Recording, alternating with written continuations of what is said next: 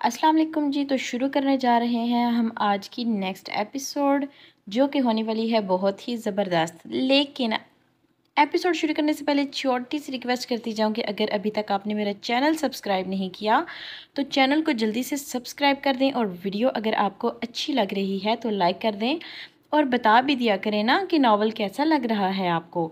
तो चलिए चलते हैं आज की नेक्स्ट एपिसोड की जानिब। और हाँ, छोटी सी बात बता दूं कि मैं आप लोगों के लिए इतनी गर्मी में बैठ के नावल की जो वीडियो होती है, अगली एपिसोड होती है, वो रिकॉर्ड करती हूँ। तो आपका थोड़ा सा सपोर्ट करना तो बनता है ना। ठीक है, तो अब चलिए चलते हैं नेक्स्ट एपिसोड की तरफ। रेहान ने दिन के वक्त फारिया को क्लब के इंचार्ज से बात करते हुए देखा था। वो उससे किसी दिन के कैमरा रिकॉर्ड वीडियो की बात कर रही थी। रेहान ने उसके करीब आकर पूछा, फारिया तुम क्या कर रही हो यहाँ, वो भी अकेली और इस वक्त? हम तो हमेशा रात को मिलते हैं ना। फारिया ने रेहान की तरफ देखा तो रेहान उसकी हालत देखकर हैरान हुआ।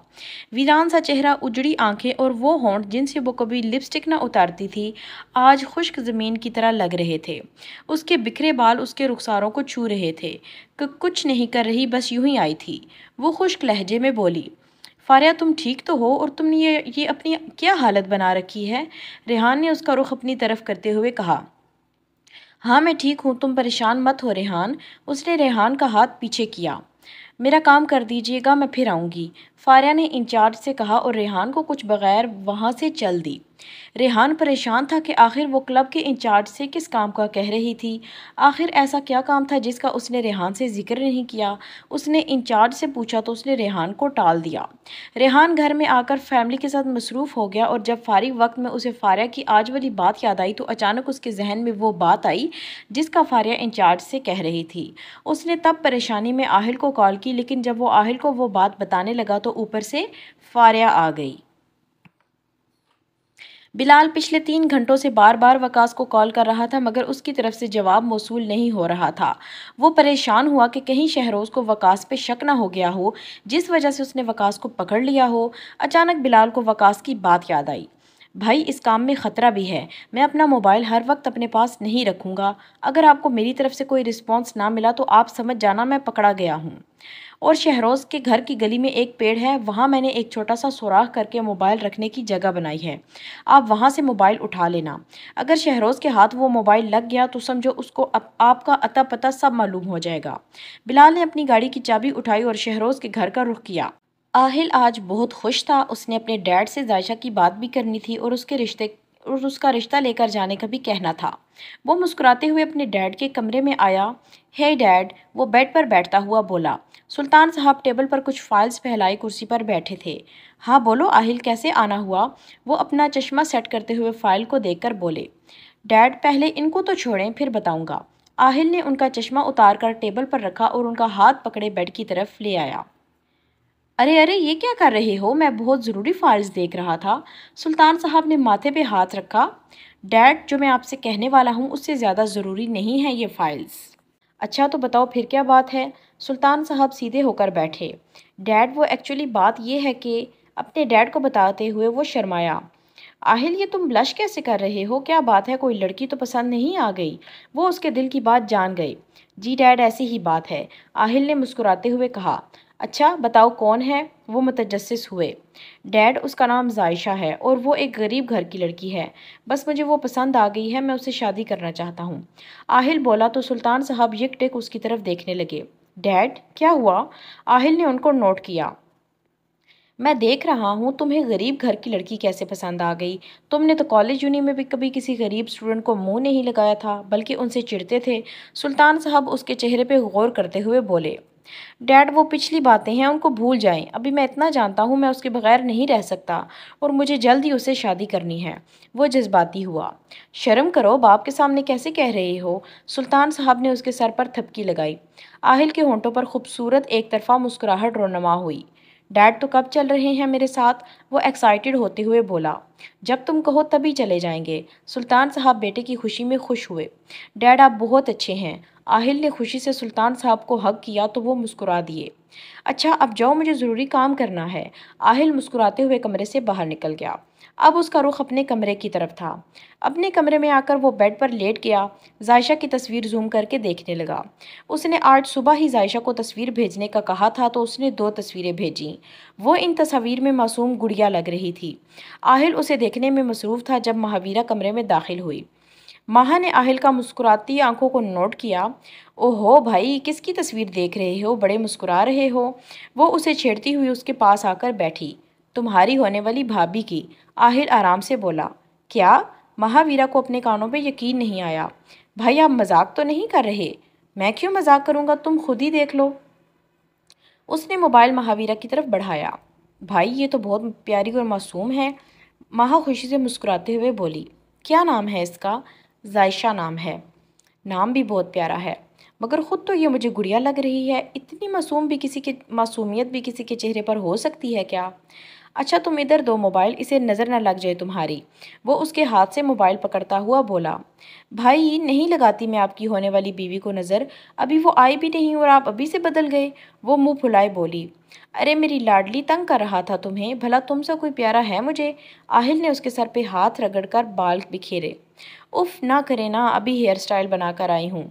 ویسے ماہا میں سوچ رہا تھا تم ظائشہ کی نند لگو گی کہ دیور؟ وہ ہنسا تو ماہا بھی کھلکھلا کے ہنسنے لگی۔ آپ نے ڈیڈ سے بات کر لی کیا؟ مہاویرا نے پوچھا۔ ہاں ان سے آج ہی بات کی ہے اور جلد ہی ہم اس کے گھر جائیں گے رشتہ لے کر۔ اوہ کتنا مزہ آئے گا آپ کی شادی پر، آئی ایم سو ایکسائٹیڈ۔ آہل اس کی طرف دیکھ کر مسکرایا۔ ریحان میں نے حقیقت کو ایکسیپٹ کر لیا ہے، میں نے مان لیا ہے کہ آہل میری قسمت میں نہیں ہے۔ یہ قسمت کا کھیل ہے، میں اپنی مرضی سے قسمت نہیں بدل سکتی۔ میں شرمندہ ہوں کہ میں اتنی خود غرض ہو گئی تھی اور تمہاری کوئی بات نہیں سنی میں نے۔ فاریہ نے ریحان سے بات کرنے کے لیے ریسٹورنٹ میں بلایا تھا۔ فاریہ کیا واقعی ہی تم پہلے جیسی ہو گئی ہو؟ ریحان کو یقین نہیں ہو رہا تھا کہ فاریہ کا کل کیا روپ تھا اور آج کیا۔ ہاں ریحان، میں اب آہل اور ظائشہ کے راستے میں نہیں آؤں گی، آئی پرومس۔ ریحان کو اب تسلی ہوئی۔ تھینک گاڈ فاریہ کہ تم نے حقیقت کو تسلیم کر لیا ہے، ورنہ میں تو بہت پریشان ہو گیا تھا کہ تم کچھ غلط نہ کر بیٹھو۔ ریحان سکھ کا سانس لیتا ہوا بولا۔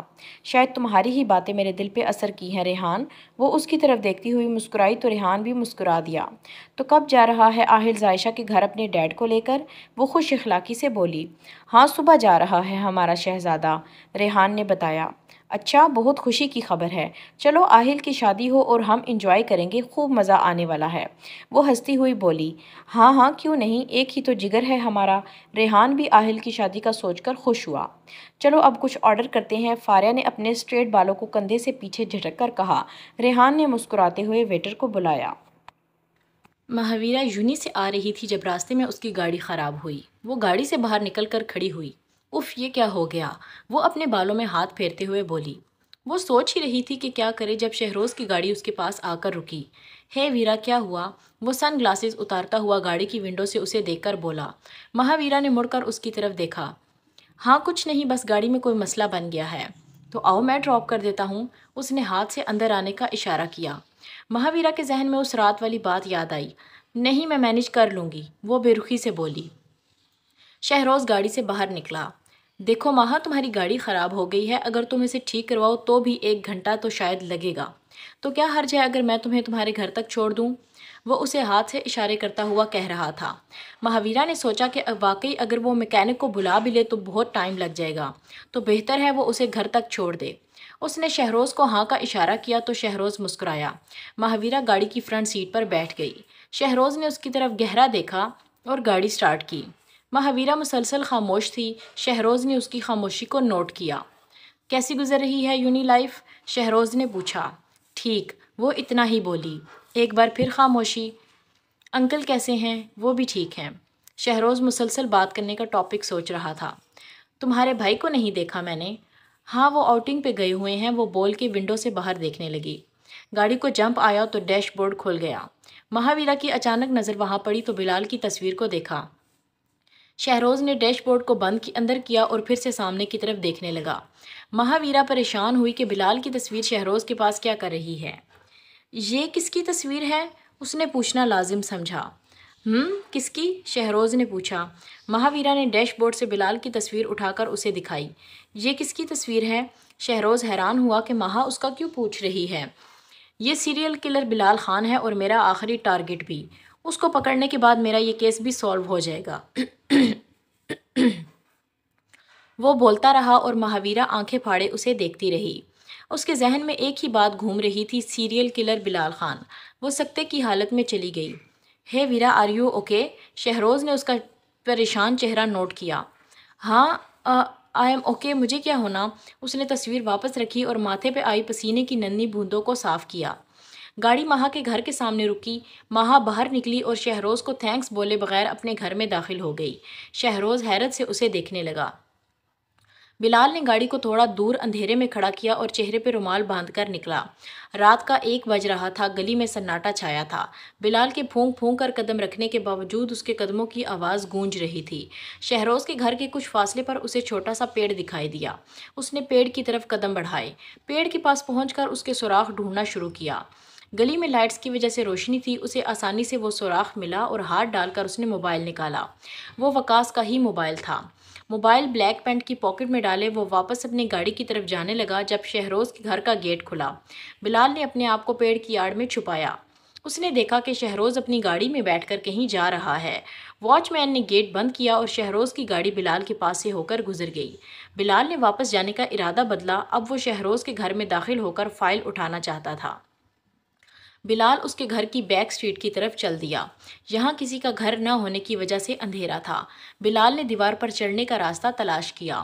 ایک جگہ اسے ملی جہاں سے وہ پاؤں رکھ کر دیوار پار کر سکتا تھا۔ اس نے ادھر ادھر دیکھا اور دیوار پھلانگ گیا۔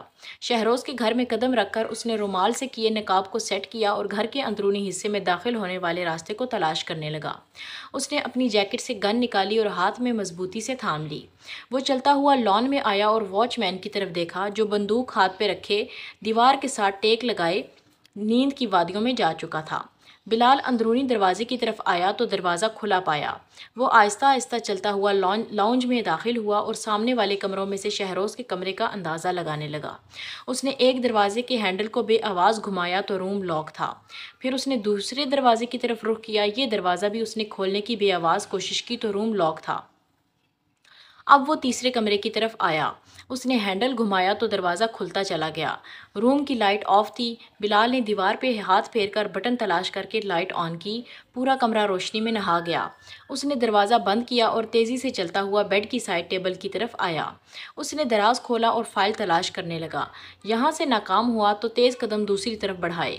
اس سائڈ کا دراز کھولا تو کچھ فائلز ہاتھ لگیں۔ وہ ایک ایک فائل دیکھتا ہوا بیڈ پر پھینک رہا تھا۔ یہ سبھی فائلز اس کے لیے بیکار تھیں۔ اسے جو فائل چاہیے تھی وہ ان میں نہیں تھی۔ اس نے بالوں میں ہاتھ پھیرا اور سوچنے لگا۔ اس کی نظر صوفے پہ پڑے لیپ ٹاپ پر پڑی۔ کچھ تو ہوگا اس لیپ ٹاپ میں۔ وہ سوچتا ہوا صوفے پر بیٹھا اور لیپ ٹاپ اٹھایا۔ اس پہ پاسورڈ لگا دیکھ کر بلال کو غصہ آیا۔ وہ اتنا رسک لے چکا تھا اور کچھ اس کے ہاتھ نہیں لگ رہا تھا۔ اس نے کچھ پاسورڈ ٹرائی کیے مگر ناکام ہوا۔ اب وہ بیٹھا سوچ رہا تھا کہ شہروز نے آخر فائل گھر رکھی بھی ہے یا نہیں۔ اچانک کمرے کا ہینڈل گھوما۔ جلدی میں بلال لاک لگانا بھول گیا تھا۔ اس کی نظر دروازے سے اندر داخل ہونے والے شخص پر تھی۔ بلال نے اس شخص کے اندر آنے سے پہلے تیزی سے جیکٹ کا ہوڈی اپنے سر پر لیا۔ وہ اپنے چہرے پر رومال سے نقاب پہلے ہی کر چکا تھا۔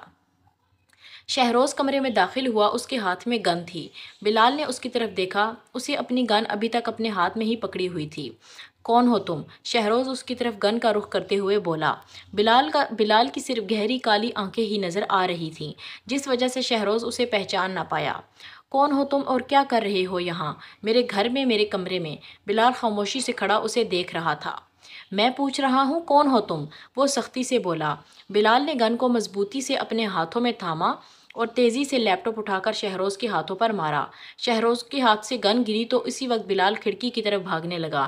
شہروز نے تیزی سے بلال کو پیچھے سے جکڑا اور اس کا رخ اپنی طرف کیا۔ بلال نے اس کے پیٹ میں اپنی کوہنی ماری اور پھر سے کھڑکی کی طرف بھاگا۔ وہ چاہتا تو شہروز کو مار سکتا تھا مگر اس سے پہلے فائل حاصل کرنا زیادہ ضروری تھا۔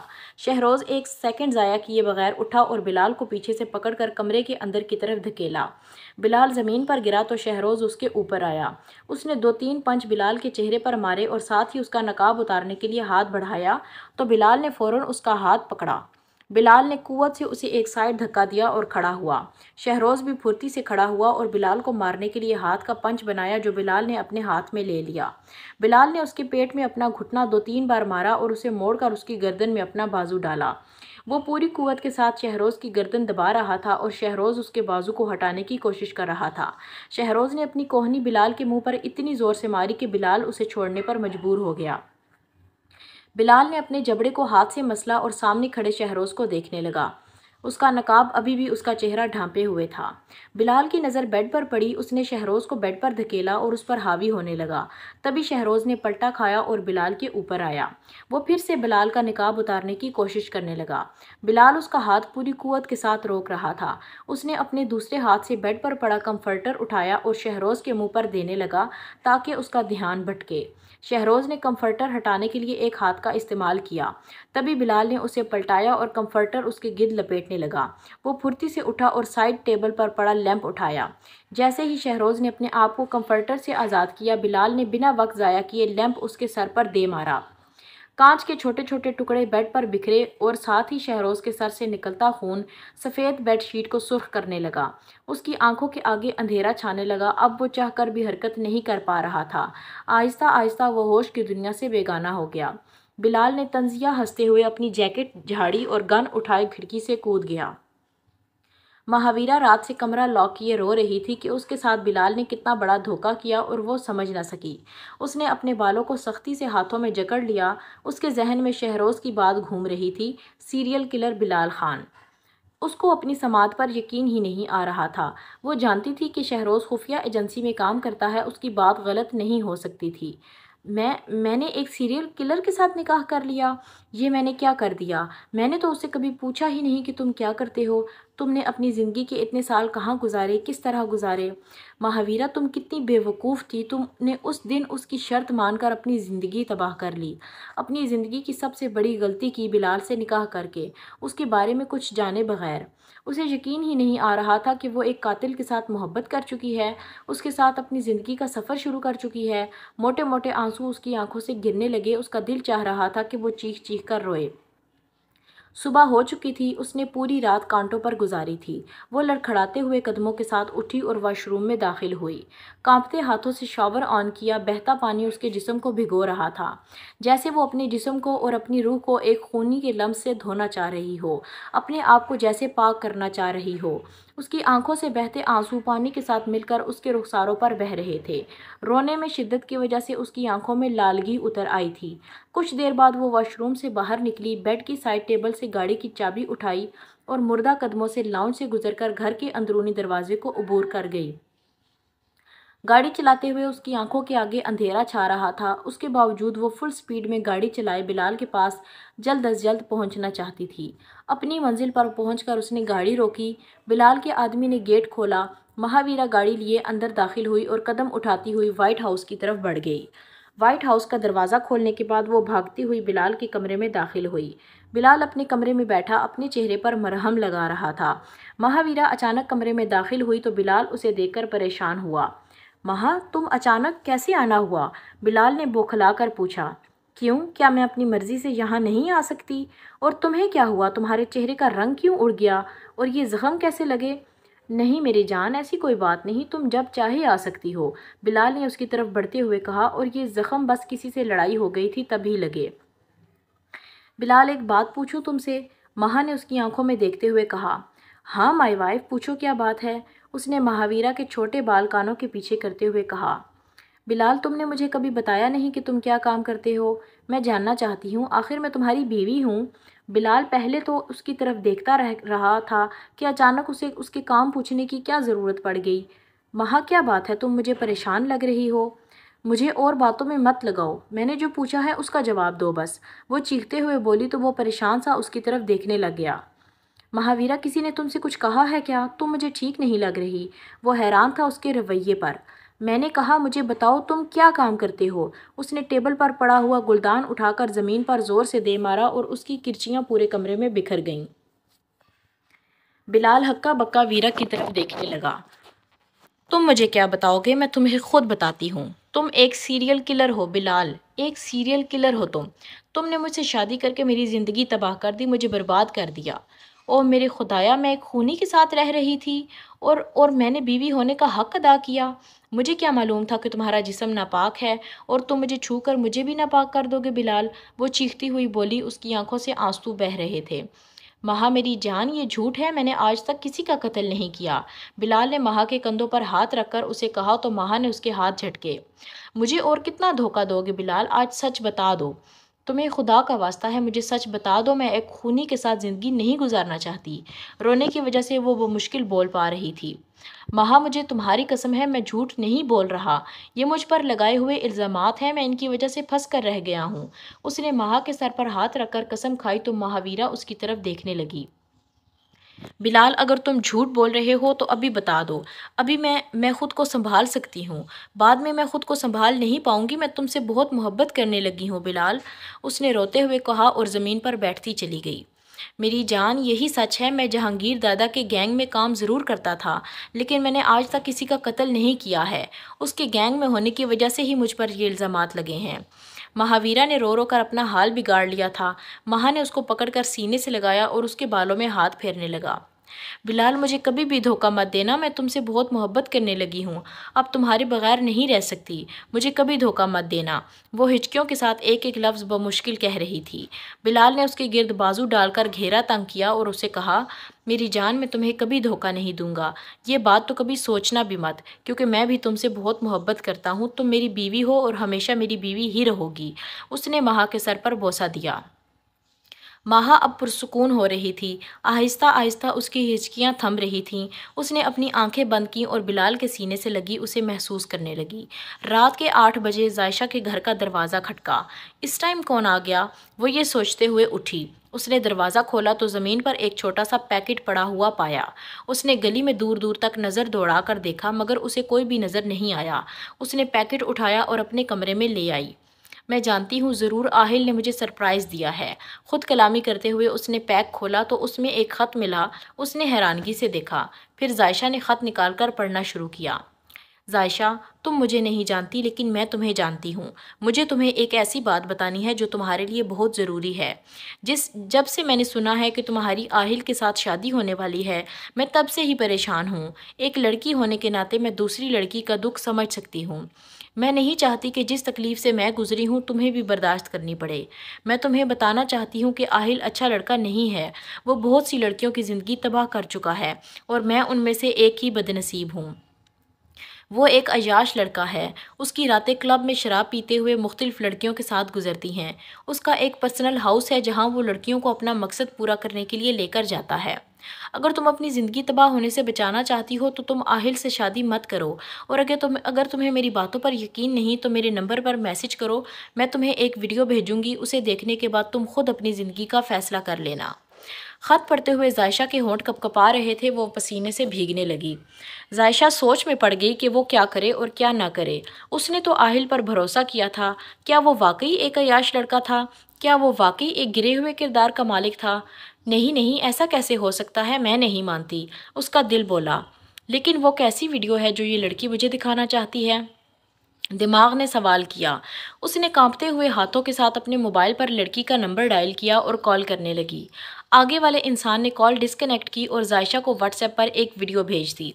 واٹس ایپ کا نوٹیفیکیشن پا کر زائشہ نے اسے آن کیا اور اپنی آنکھوں کے سامنے ایک ویڈیو پائی جس میں اسے آہل دکھ رہا تھا۔ اس کا دل دھک دھک کر رہا تھا جیسے اس کی سانسیں گن رہا ہو۔ زائشہ نے ویڈیو کلک کی۔ آہل لڑکیوں کے جھرمٹ میں ان کے ساتھ ڈانس کر رہا تھا۔